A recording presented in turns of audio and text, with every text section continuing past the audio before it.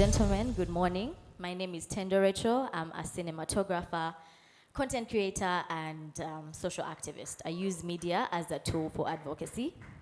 I would like to call your attention to the screen for just a minute.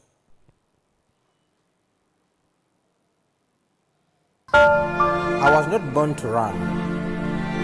I was not born to run. I was not born to run. I was not born to run. Globally, 1 in every 3,000 people are living with albinism. According to Albinism umbrella, 5,000 people are living with albinism in Uganda. The level of discrimination is higher in rural areas where many are hunted like wild animals and many unfortunately lose their lives to persecutors.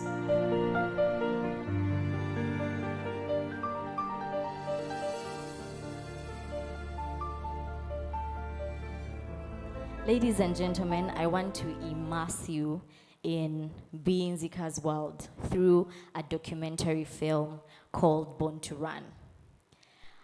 Born to Run is a documentary that puts together stories of real victims that have been persecuted, that have been discriminated, and we're using Nzika as the protagonist in this particular documentary. We are casting Nzika as a 9-year-old girl and later as a 17-year-old girl to show the degree and diversity of the discrimination that persons with albinism face. We're also casting her in the rural area and the urban areas, particularly for that reason. But how exactly are we doing this? We are collecting stories from real victims, real stories, and we are basically using Nzika as a moving character to tell these stories. So collecting grassroots stories, urban stories of people with albinism that have been discriminated and using Nzika as a representation of this. We want to take you back to 2001, where the persecution of persons with albinism was at the peak, especially in eastern Uganda. And we're going for a visual tone that is sad and melancholic because we are telling a story of tragedy and heartbreak. But who exactly is watching this film?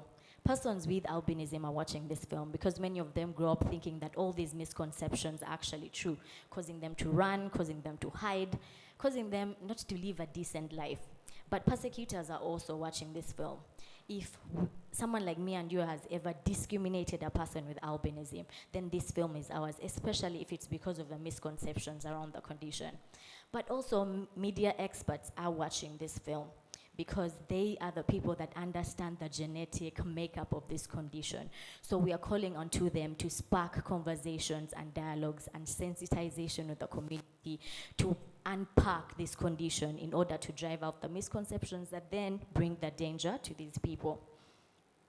So allow me to take a minute and address the elephant in the room. Who is watching this film? Sorry, where's the money? The money is in multiple ways. One is recreating similar stories with organizations, but not any organizations, advocacy organizations, organizations that are rooted in our cause, that are rooted in our agenda. But we also plan to do this through sponsorships and partnerships, donations and grants. For example, what we're doing right now, pitching to the French Embassy, hoping to get funding to kickstart this project. Film festivals have also become a very popular way of not only getting visibility, but also getting partnerships and funding. Royalties when we're dealing with license deals, selling to streaming platforms, and stock images and merchandising. So these are just samples of the merchandise, and if you take a minute to look at my tea, this is part of the merchandise that we plan on selling. Who doesn't like a talking tea, especially if it's talking sense, right? So these are merchandising is another way that we think we can make money. But can we do this alone? Of course we cannot. And that's why we're here with our ask of $30,000 US.